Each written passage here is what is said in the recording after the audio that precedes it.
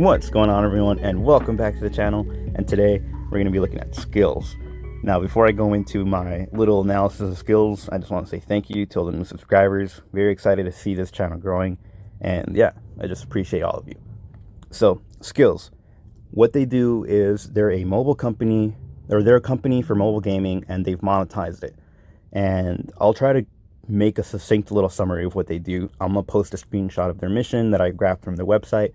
And essentially they just made like online tournaments for games. Or I guess I wouldn't call them tournaments. That's what I would compare them to. But you could pay an entry fee. Other people who would play that game with you would also pay an entry fee. And then Skills gets to keep a portion of that entry fee, but the rest of it will be divvied up amongst the winners of the game. So just to give you all an idea of the total addressable market, or TAM, of mobile gaming, it sits at around 175 billion, if I remember correctly. I'll put up screenshots to put up the right information. And just so that you can compare it to something else, because I know just putting a number up there is kind of difficult to really picture how big that number is. EVs, or electric vehicles, had the same, or roughly the same, total addressable market last year in 2020. So mobile gaming is growing very quickly. It's something that even before the pandemic, it was a very big marketplace. So Skills is really going to be tapping into this very large marketplace, and they're monetizing it. So they have a really interesting outlook on this. So this is why I think Skills is a really excellent stock to invest in. If you look at it right now, like, it's down to like almost its all-time lows, and we're at $9.18, and at some point it had reached $44 almost. So right now, if you're going to be going long with stocks, this is phenomenal. Like, really, an entry point at $9 is great. And they're going to be reporting earnings on November 3rd, which is a Wednesday. And this is where they're going to start talking about the catalysts that have been forming since last quarter. So some of those catalysts, and maybe not since last quarter, there's some that happened even the quarter before that, but these catalysts have just been getting bigger and bigger. So to be more specific, they have that deal with the NFL, where they're basically going to be, they have this contest where they're creating NFL branded games, and they're eventually going to be supporting NFL branded games on Skills, their platform. So that's something that right now I believe is a weakness of Skills. Is their top game is Big Buck Hunter, which, don't get me wrong, like, I loved playing that game when I was a kid. I had it on the Wii, but it's just, their big title is Big Buck Hunter. They don't really have other first-person shooters like Call of Duty, and they don't have like some of those big AAA titles. And the NFL, for example, the NFL series, like those 2K sports games, they don't have any of those at the platform at the moment.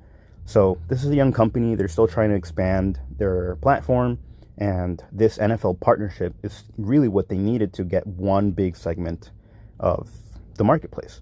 So that's exciting news. Is they're still under the development phase, where that partnership with the NFL, it's still ongoing. And eventually they're going to announce the winners of those games, and they're going to put those games up on the platform. And then hopefully those will garner a lot of new active monthly users. And yeah, it'll be good for Skills. Second, as I mentioned just not long ago, is first-person shooters like Call of Duty. That, like, I've been playing Call of Duty since I was like in high school. So this is a game that I know like a lot of people, it's going to get so many people in. Same with like Fortnite. If you look at first-person shooters, or Royale type games, they're very popular. And the age range that you can get is from like, early teens up into like much later adults. You look into like streaming right now, it's been growing a lot faster. You have like the growth of Twitch and paid streams. Gaming has essentially become a much larger market than it was years before. And it wasn't even just because of the pandemic. Like, just millennials and the newer generation has become much more online driven, and video gaming has just exploded. So Skills is definitely an awesome company you can invest in that has like some really great potential growth, and they're in this market that is expanding very quickly. So that's why I chose to invest in Skills. I bought some Leaps, and I'll put up a screenshot of which Leaps I bought. And the reason why I bought Leaps is, well, first of all, you don't know when Skills is going to reverse. No one can time the market. So when you're buying options, you really want to give yourself an opportunity to make money. And in this case, I bought leaps that were expiring in May, I believe. I'll put up the screenshot again with the strike price and everything.